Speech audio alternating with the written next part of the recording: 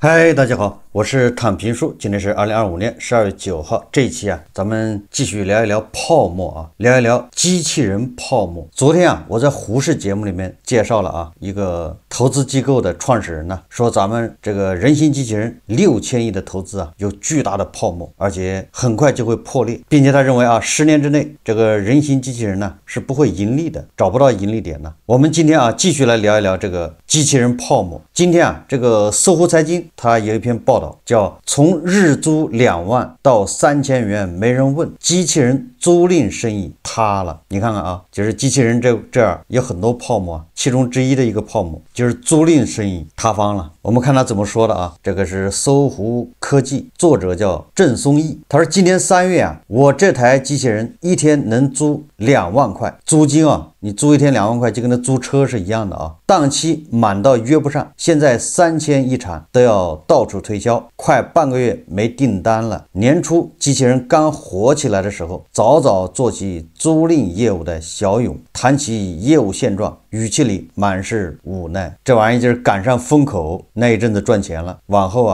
对吧，就是日落千丈。从春晚舞台的惊艳亮相到街头商演的随处可见，从溢价20万抢设备到低价租赁无人问津，机器人租赁市场用了不到1年的时间，完成了从狂热到冷却的过山车式转折。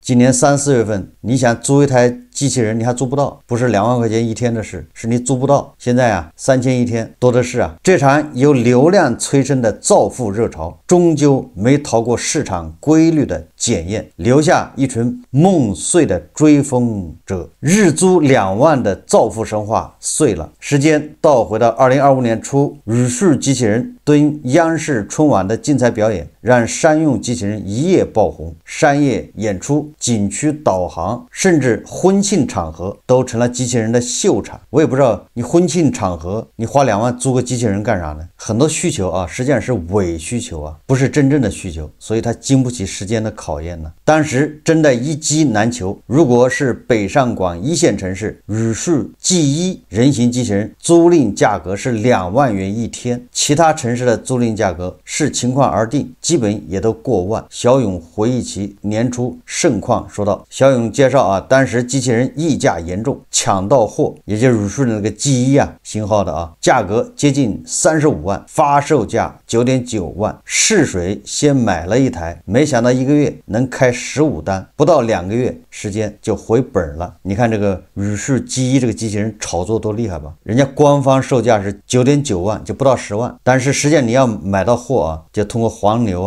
加价各种渠道要35万，这个跟茅台一样嘛。茅台官方零售价1400，这市场上卖多少钱呢？所以这个显然是不正常的，对吧？就是一个大号玩具官方定价9万9已经不便宜了，居然市场上卖35万，也就是你从官方拿到一个官价的这个机器人倒卖出去，一转手就25万到手另一名吃到市场红利的商家，位如江苏苏州，也向搜狐科技证实了当时机器人市场的火爆程度。他说想租到机器人至少要提前半个月预定，还要看具体的租用位置，如果离得太远不方便，一般会以档期太满为由委婉拒单，优先接邻近的。这家店经营产品种类丰富，除了人形机器人还有机器狗，租赁业务火爆，高价卖出去的机器人也不少。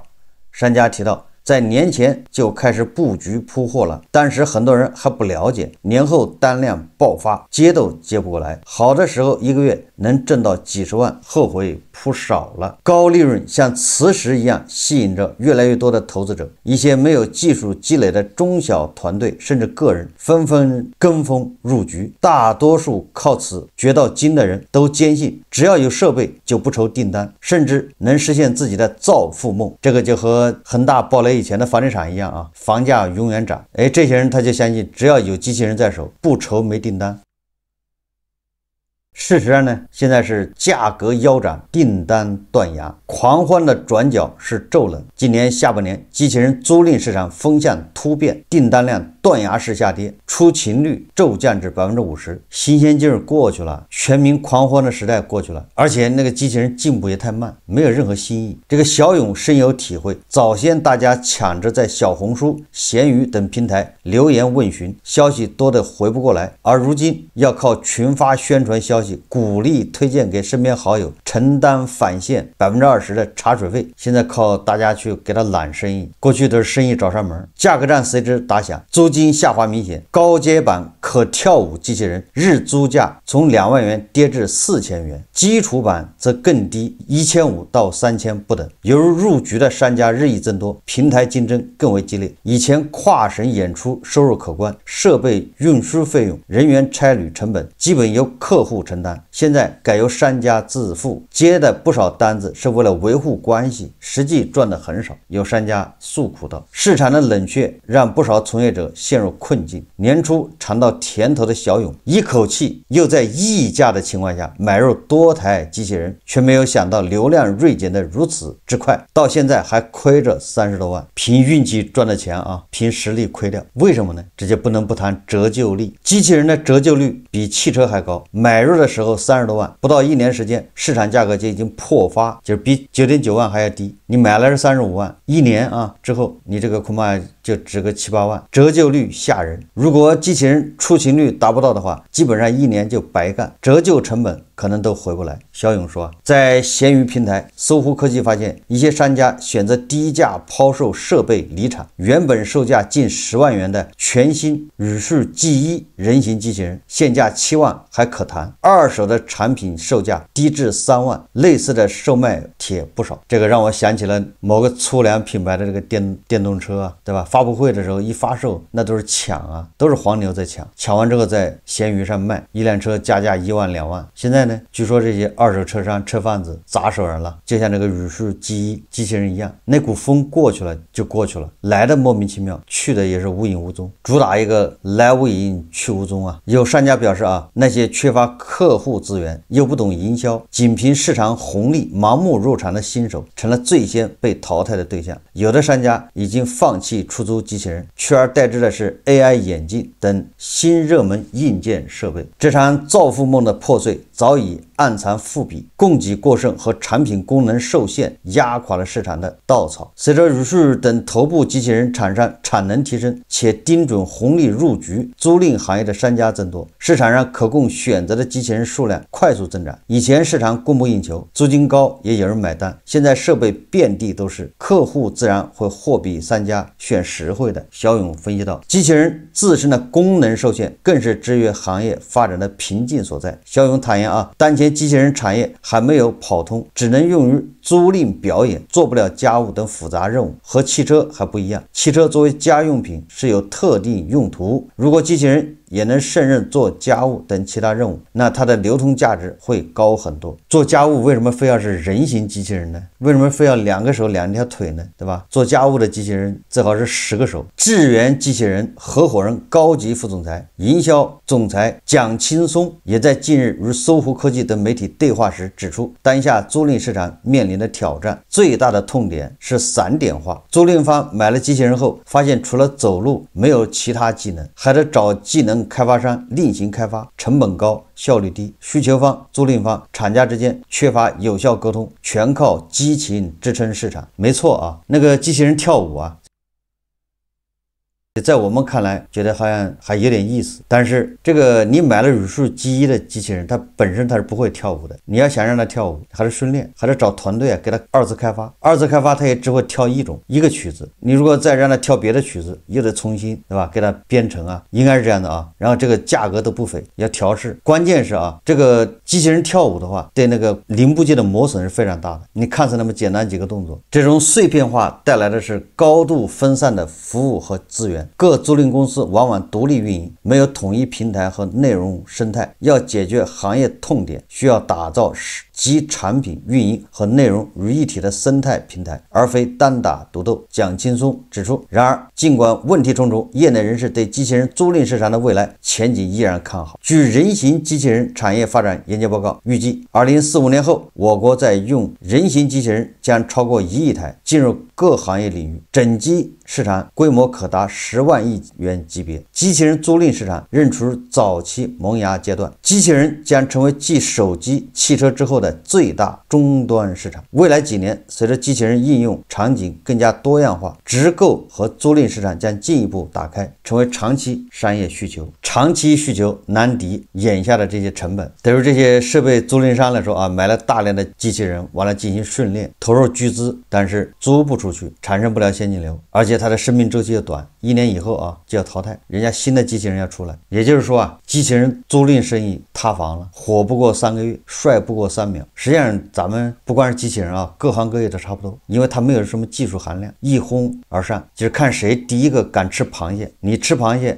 对吧？发现没毒死，还挺好，别人马上就学啊，这就是风口，因为它没有技术含量嘛，那不就买个机器人我租嘛，对吧？我再找一个团队给他编2个舞子，2支曲子，对吧？跳舞。实际上这个真正的市场需求有多大呢？你说让他跳1个小时，给他100块钱还差不多。你说谁会花2万一天租他跳舞给人看？这种舞，对吧？也就看一会儿就行了。所以这个它是个伪需求啊，所以就是来得快去得快，莫名其妙一下就火了，莫名其妙突然，对吧？一夜骤冷，没人租它。所以这些租赁商啊，有的是反应的快，赚了钱，但是路径依赖啊，赚了钱之后他搞不清形势，继续加大投入再买，最终啊不仅赚了钱赔进去，还要负上债。这些故事啊，不光是在机器人行业，在其他行业都一样。房地产行业不也这样吗？对吧？早期买房的看到自己赚钱了，认为买房能赚钱，所以他就一直买，加杠杆，旧房子卖掉买新房，能买2套就买2套，有钱再买1套3套。这些买房的人现在每个人都站在天台上准备往下跳。所以说个机器人行业啊，跟其他行业一样，都是一窝蜂的上，一哄而上，现在叫一地鸡毛。所以说啊，这个第一财经报道啊，说业内称机器人扎堆发布，进入博流量阶段，发改委预警风险。11月28号，国家发展改革政策研究室副主任李超在国家发改委11月份新闻发布会中指出，速度与泡沫一直是前沿产业发展过程中需要把握和平衡的问题，具身智能产业也不例外。随着新兴资本加速入场，我国目前已有超过150家人形机器人企业。说到这个数字，我就想起了新能源汽车嘛，新能源汽车企业也有200多家呀。你看看这个机器人企业一夜之间啊，就150家出来了，这个可是发改委说的，说这个数量还在不断增加，其中半数以上为初创或跨行入局，这对鼓励创新来讲是一件好事。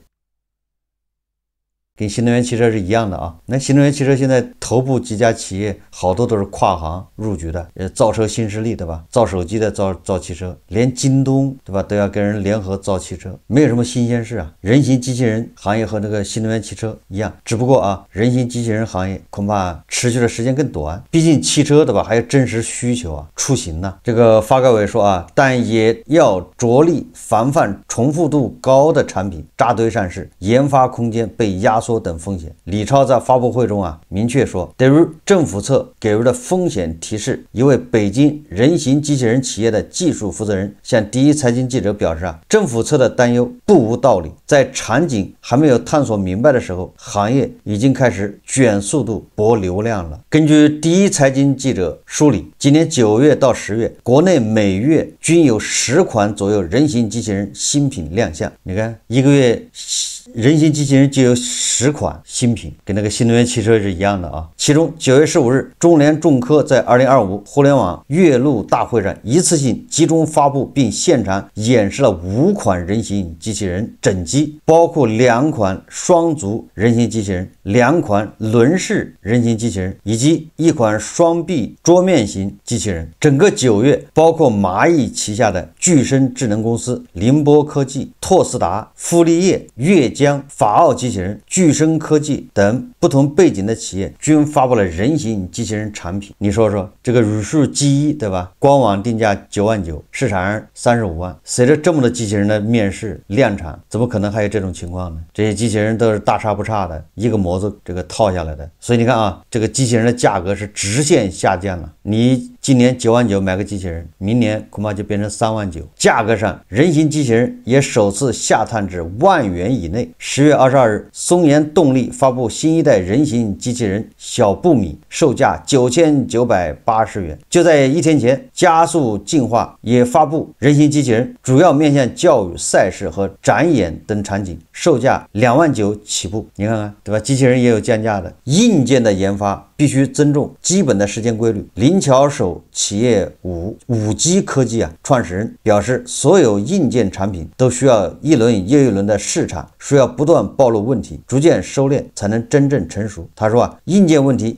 一定存在，要么你自己测，要么交给用户去测，每一轮测试都要针对问题去迭代调整，这是硬件最基本的时间线。通常来说一个能量产的硬件产品至少要经历3到4轮市场，多的话可能要5到6轮，这个周期不可能从12个月压缩到6个月。如果有人6个月就推出产品，那意味着测试轮次不足，交到用户手里的时候，它就是一个没有被充分验证的产品。除了头部机器人厂商外，腰部的机器人厂商在商业化上还需要找到自身产品适合使用的规模化场景。要出一个 demo 版很简单，但是如何解决量产问题，还要从研发侧投入更多精力，也需要给供应链发展的时间。就目前的人形机器人产品情况来看，因为发展的阶段不一样，不同企业的产品在质量方面其实参差不齐。智源机器人合伙人高级副总裁表示展会或比赛的场景往往需要大量人工去做运维和支持，这类秀场式亮相虽能吸引关注，却难以真正代表产品的工程化水平。真正走上工业场景，绝不可能依赖这种高频维护，行业最关键的是做到工业级的品质、稳定性和一致性。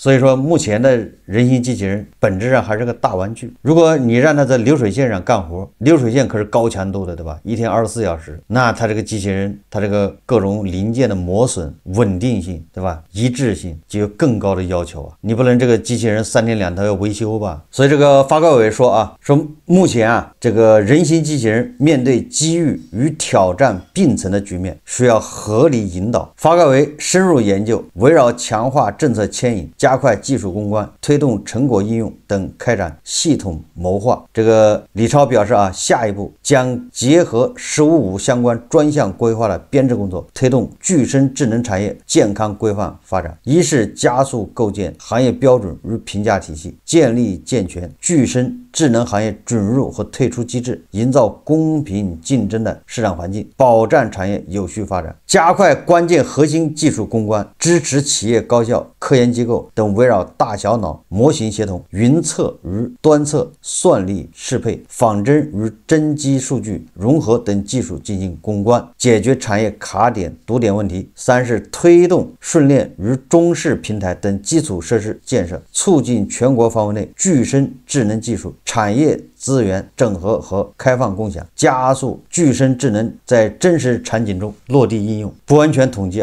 整个社会6000亿已经砸向人形机器人，但是呢找不到一个稳定的一个需求的场景，说什么地方需要用这种机器人还不知道。除了表演、舞台表演，除了那个参展有很多这个展会、机器人展会，只是希望这个机器人产业不要像那个元宇宙一样。现在还有人提元宇宙吗？3年前的好像人忘记了我在想这个6000亿如果是民间资本倒也无所谓，反正民间资本嘛，他自己买单，你愿意投。但是国家不能在人形机器人这儿像新能源汽车一样去搞什么规划，把这个交给市场自动调节，不要去什么引导，对吧？你一旦引导，叫上有所好，下必甚焉应该这么说楚王好细腰，宫中多饿死，对吧？你把它搞成一个产业要扶持，那地方政府他就会玩命的上，对吧？到处招商招企业来干这事，地方政府他就是掏钱配套投入资源。这个新能源汽车是一样的最后就是产能过剩，最后就是卷价格，最后就是开始反内卷。所以新能源汽车这个至少中间的这些弊病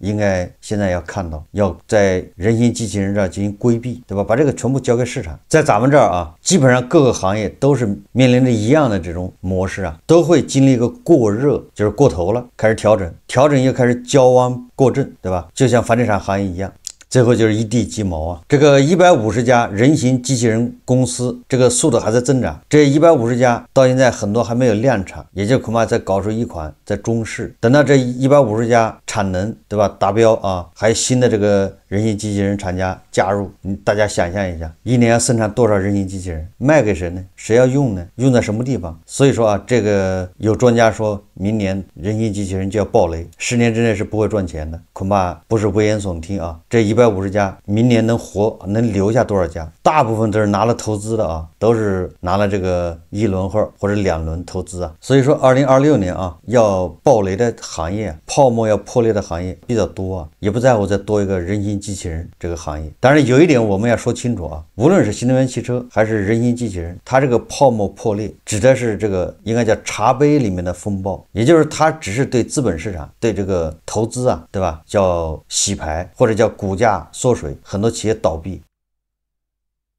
但是这个行业它还是极具前景的，就是机器人这行业，那未来十分光明，对吧？这个新能源汽车行业未来也是光明的，就像这个2000年互联网泡沫破裂一样。互联网虽然泡沫破裂，但是互联网的未来是光明的，所以它叫茶杯里面的风暴啊，是那种资本市场重新洗牌，你赌错了方向。毕竟有很多人啊，为这种一窝蜂的行为要买单，一哄而上呢。好，这期节目啊，咱们就聊到这里，感谢大家收看。如果喜欢我的节目，欢迎订阅转发，也可以在下方留言评论，谢谢大家。